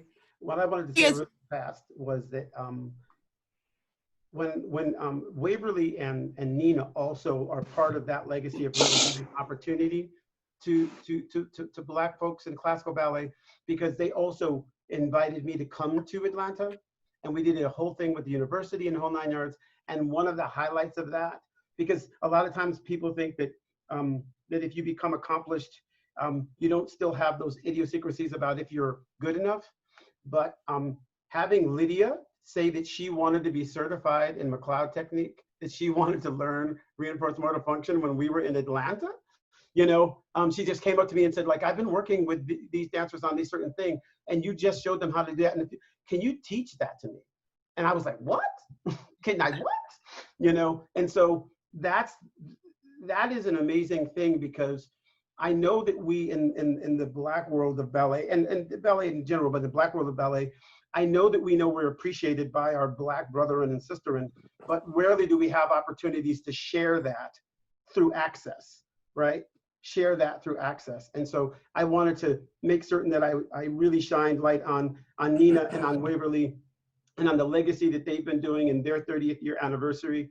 And the work that Lydia has been doing, because I feel like I would be remiss if I did not say that. And the objective is now, how do we take those legacies and put those also back in with our larger white brothers and sisters to see how we can make sure those footprints are seen. So thank you, Lydia. Thank you, everyone. Okay. All right, Masha, I'm giving it back to you. No, I think that was also wonderful. And particularly since this is Juneteenth, you know, on this 155 years ago in Texas, they thought, okay, we're now going to be free, and all the things that it means to be free and part of the United States is going to come to us. Sadly, in that moment, it didn't happen. And still that's why there are people out in the street struggling. But I think how appropriate for this day for Karen to take this moment and talk about the legacy and the history and how we can own it, and how we've been owning it and been a part of both culture, ballet, dance for a very long time, and the legacies and the people whose shoulders that we stand on. I'm really incredibly excited to have been part of this. And I welcome anyone else who would like to have comments. The one thing that we know when there are tons of people in Zoom, you cannot all talk at once. So if people will please be kind enough to just either raise their physical hand or put up their, on the screen in the system, if you go into the participants, you can put up the little blue hand and I will call on you. And I'm trying to enlarge the screen so I see everybody. Okay, Shannon. Hi, I just want to say hello to everyone, and I feel so privileged to be in the presence of such ballet royalty. Yeah, when I was young, through my mother, we breathed, ate, slept, drank, Dance Theater of Harlem and Alvin Ailey.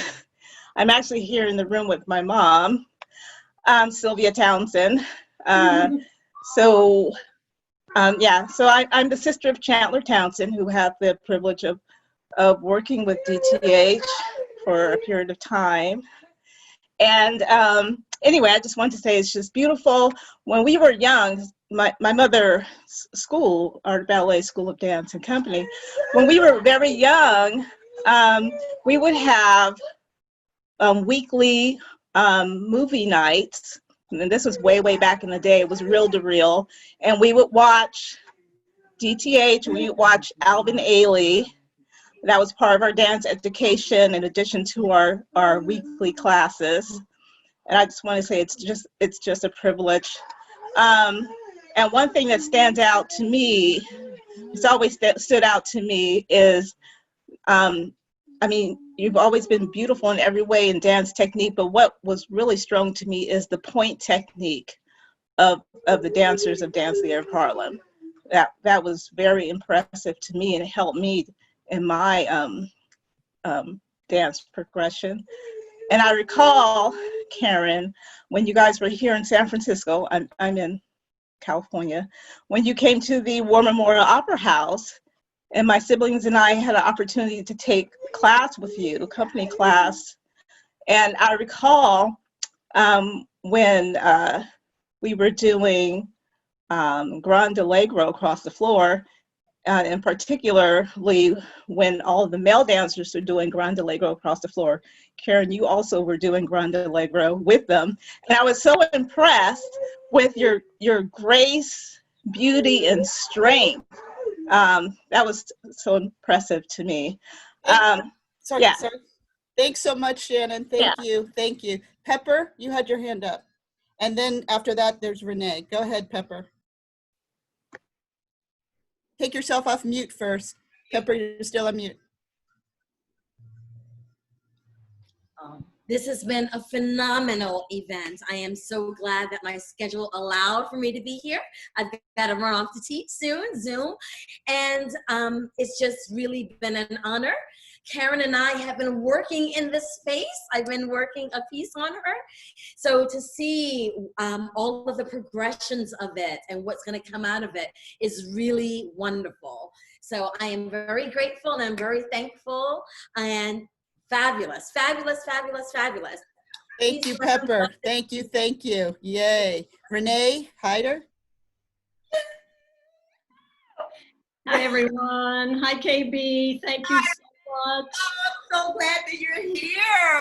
I got here late, but I was so grateful to be included. Thank you. And, you know, one of my takeaways from today, it's like if I could Zoom with dancers every day, my posture would be significantly better.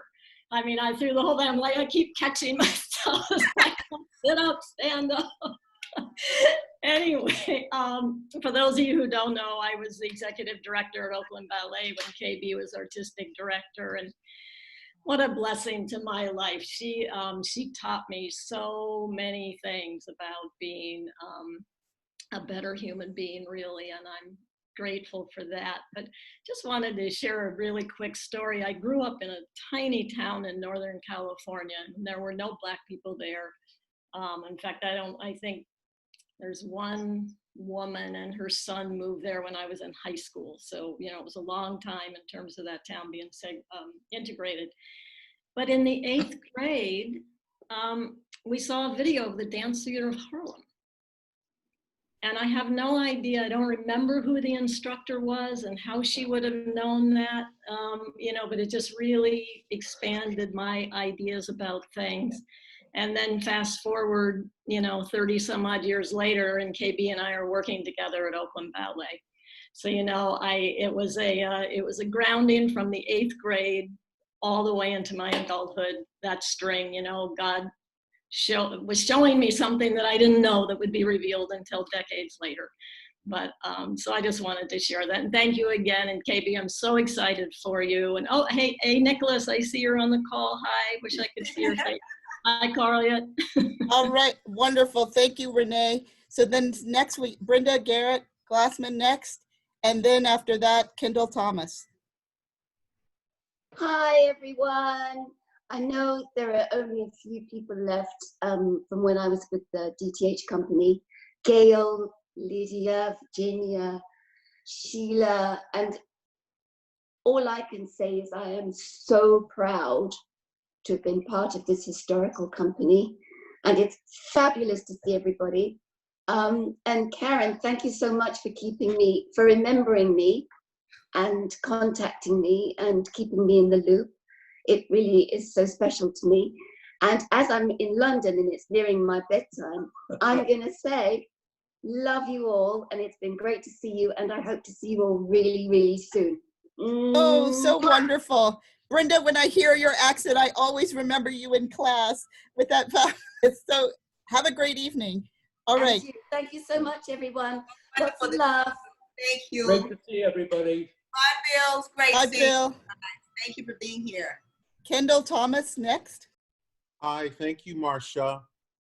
Karen, we saw each other in Augusta in October. Yes, for Jesse Norman. And I've been working today in my apartment in Harlem with someone thinking about the ways in which the arts and culture are, of course, aesthetic, but they're also about human rights, right? I mean, you could understand the protests that are going on all over the country, indeed all over the world, as a kind of movement-based politics. And a couple of people have referred to the origins of Dance Theater of Harlem, which was a direct response by Arthur Mitchell to the political moment that was that extraordinary year of 1968. So I'm curious I first just want to say that this affirms for me that you can say things and do things in the arts that can't be done or said in any other way, to build what Archbishop Tutu called the culture of human rights. And secondly, I wanted to know more practically how we can support the work of the studio and other initiatives in which you're involved in Augusta, which those of you who may not know, Augusta has a very rich cultural life. I'm assuming you are in Augusta, that piece of it, yeah, that you're still in. Just say that if Mel were here, he'd be like, child, you're not from Augusta, you're from North Augusta, South Carolina. I go out my driveway at 8 minutes, I would be in Georgia, but that was very important to him that everyone know that distinction. So Right. In South But the Carolina. Jesse Norman School is there, and now the Karen Brown Dance Studio. So how can we support your community and the work you're doing in making arts and culture accessible as a human right to the community to which you give so much? I would say one of the things, I mean, I love to provide scholarship opportunities for students that are here studying. There are some talented, the Jesse Norman School is an after school program for children to expose them to the arts. And in that way, and I would certainly be happy to contact you, but I would say connect with you around that. I would say just to be able to get more kids to the kind of training that they need. There is a wonderful performing arts high school here called Davidson Performing Arts High School. There are great companies here. The last man that was hired for Ailey, Christopher Wilson, graduated from that school. And just some of the products that we talked about upcoming of ways that you can support. Thank you for asking, Kendall Thomas. Sure. My pleasure. Thank you so much, Kendall Thomas, who I will add was is one of my good buddies, and we met when we were, well, I was still in law school and he was out, but he is a really amazing law professor, singer, but and director of the Center for Law and Culture at Columbia Law School. So, yes. Others, I can't see other hands. Marcia. Yes. Go ahead. Go ahead, Sean. Because Kendall, I think that you asked a really great question. And one of the things that I like to do with my sister Karen, because she doesn't do it well for herself, help out any way you can. If y'all want to send money and donations, find people that got money, send them to Karen, because she ain't going to say that. She already is passing on to other things. And you're starting this new thing, my sister. Let us help you too. Let us flourish. So on Juneteenth, I'm so kind of, it's electric in me right now. The concept that we are systemically trained to always give away our resources without first taking a drink. We pass it on instantly, which is a beautiful thing. But we have to remember that we also have to self-nourish in this moment. And so, Kendall, I'm hearing your offer, and I'm trying to re-bridge it back to Karen so that we can figure out how we can be able to do that. Because like Wyclif's contribution today is phenomenal. I mean, it'll keep on giving for a generation. And that's the kind of things that we have to do for one another.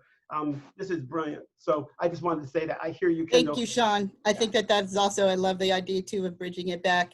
And there are many, many ways and many people here in terms of, as I think, as Mr. Mitchell said, we were always remembering we're a part of something larger than ourselves. We keep continuing this legacy and building on it every time. But it is also important that we also make sure that we figure out ways to sustain it. And sometimes those are the challenges for us. Other hands. Go ahead, Shannon. I see Shannon again. Okay. Hi. So I didn't mention there was a children's book written based on my mother's life, Ready to Fly, how Sylvia Townsend became the bookmobile ballerina. And this was born out of an interview that author and illustrator Lee Lyon had with my mother some years ago, and she wanted to do a children's book. Anyway, I just wanted to bring that out. It's for sale at various locations. The only thing that I was upset about is that in the afterword, I had given the author some information to include. And the only thing that I didn't like is that in the afterword, she did not give more credit to DTH like I wanted. She referred to it briefly with respect to who was African-American ballerinas who came before. Anyway, so in the second printing, that information will be included. So it included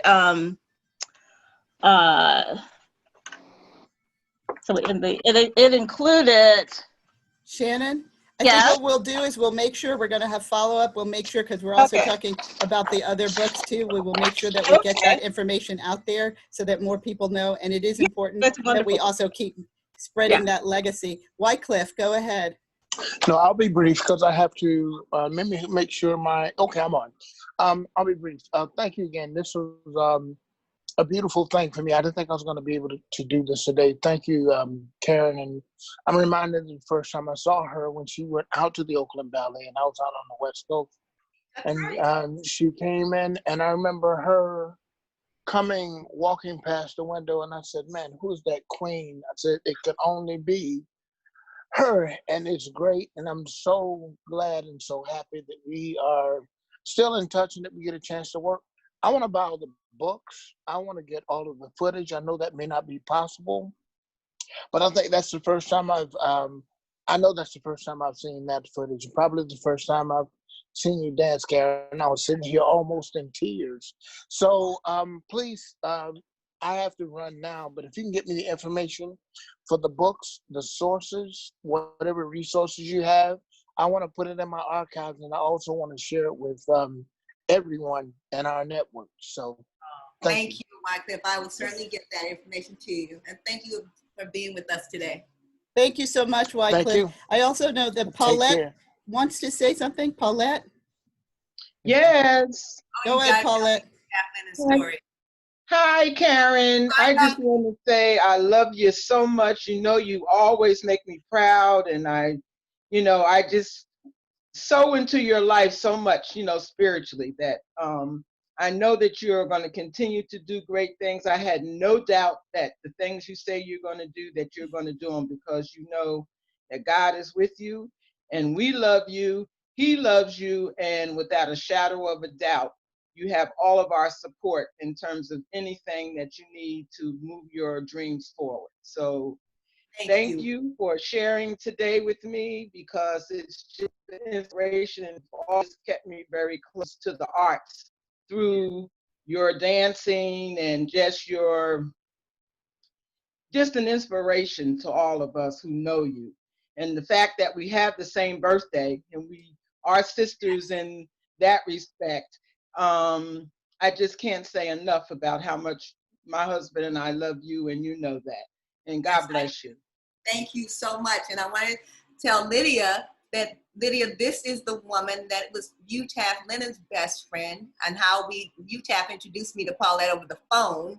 I took a People Express plane out to California to be on Jeopardy. And I just walked up to the door and I said, hi, I'm Karen. She says, hi, I'm Paulette. She says, come on, get up here in the bed, girl. And so she had this big king size bed, and we have been like this ever since. So I love you. Thank you so much, sweetheart. Wonderful. Thank you. Vernon, Ross, are you waving or you want to say something? You're muted, darling. You're on mute, Vernon. You got to get off mute, my dear. Go to the left corner of the computer. You'll see the little microphone. Yay! It was the right corner. How you doing, Karen? Hi, Vernon. Oh, this is phenomenal. Oh, God. I'm so proud of you. So very proud of you. Oh. And I'm just listening to all of the wonderful compliments and the history, and looking at your studio, it looks fabulous. It looks really fabulous. Your mom and dad are smiling. You should feel really, really good about yourself. Karen, I'm just overwhelmed. I'm really, really happy for you. And may you continue, and everyone that has been involved today. I will just share this with you real quickly. I was double dipping. I had a diversity, equity, and inclusion meeting with ABT at the start of your program, and I had to be on the call. And so I was kind of distracted because I needed to be there. And long story short, I jumped off of that call, and I have to get back on it because I just wanted to let you know that I was on it. I had to sometimes go off a video, but I love you so much. This is wonderful. And Marsha, you look fabulous as well. I'm so happy to see you. I saw so many other people at the DTH family, and congrats to you, Karen. I love you all, and we'll be in touch soon. Love you. Great. Take care, Vernon. And thank you. I'm glad that ABT is having a diversity and inclusion conversation. Yes, really. As we say, Oh, Off the had to be. Off the chart. It's really been a lot, ladies and and that's gentlemen. why I was not focused. And I mean, we'll talk. All right, Mr. Villela, go right Sorry. ahead. Oh, That's okay. Forgive me, but I have a call coming in. All right. And forgive me for not knowing how to use this equipment and not participate more. But it's been such a thrill, such a pleasure, and congratulations to you. It's such a beautiful, beautiful thought, idea, and certainly for Mel, and of course Arthur. We all love and adored him. So again, forgive me. No, thank you so much. I Thank you so much for being here. Bravo. Yes. Thank you. Thank you. All right. Okay, Dimitri Farrell. You're After muted. Dimitri, Carlia. Dimitri, you have to go on mute, off mute. Still on mute, Dimitri. I don't know if you're on a phone or whatever, but you're still on mute. Okay, while we're waiting for Dimitri to get off mute, Carlia, did you want to go? Oh, Yes. he did. Okay, go. Wait, Dimitri's on. Go ahead. Okay, yeah. I'm not a dancer, I'm a dance fan. And my introduction to dance were through films, Rudolph Nureyev and people like that. But when I discovered there was a black ballet company, Dance Theater of Harlem, I looked into it, and my first dance video I ever bought was Creole Giselle.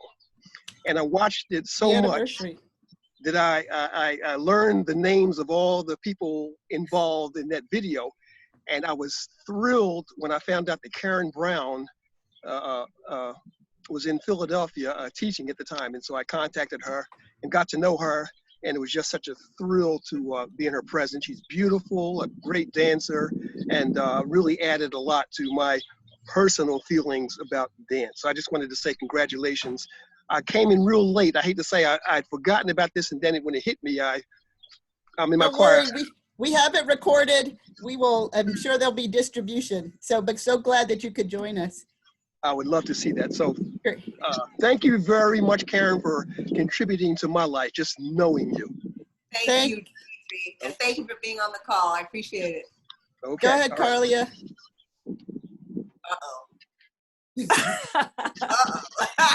Partners in crime. Well, you took the words out of my mouth. Absolutely. I was gonna say, Oh. Karen, you and I have known each other for a very, very long time. We were roommates and partners in crime, and I just wanted to say congratulations. I'm very proud of you. You know, any support that you need, we got you. Just let us know. And much love. Thank you so much. I love you. Thank you. I love you too. Oh, Take care. Bye, Marcia. Bye, dear. All Bye, the everyone. three. Yes, we. I would say we were all a little bit of part of the the 110th Street cabal. Wow. All right. So, Kieran, this has been a really amazing, amazing day, amazing, amazing moment. I think that we will follow up so that people keep and are aware of all of the events and programs that will happen out of this amazing place and studio. It has been a wonderful time for us to reminisce about Mel, and for us to also embrace and enjoy in terms of the legacy of Arthur Mitchell, and how at this moment you are taking that legacy forward and building your own. So we look forward to exciting things about this studio. Yes, thank you so much. And I wanted to just thank all the people that helped put this together. Hey, Clarence, from Adrian. Congratulations. Thank you so much. Thanks, Clarence. I've got two women here helping me, Monty and Taylor, the NYIDE family that helped with the videos and the our invited guests who complied with my request. Please send me this, please send me that, please send me the other. And you agreed to come here and be with me to support. I love seeing you, Renee, and all the people who jumped in, Virginia, Paulette. I mean, I wanted to just go with every single person. Tasia Hooks, Johnson, excuse me. And Devin, I see that you joined in. James Burks, my oldest brother is on, hasn't been on video, but he's there. Alan Jr. N. Brown, that's my oldest brother. Okay. My brother Mark and his wife Cheryl, I saw them pop in. Keith and Russell were the two men painting the walls. Those are two of my brothers inside the video that we saw. So just feeling so blessed, honored, appreciated, valued. Thank you all so much for coming.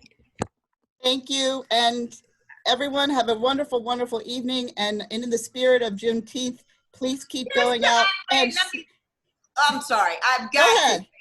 Thank you to my behind the scenes, Kirsten Zakowski works Absolutely. magic.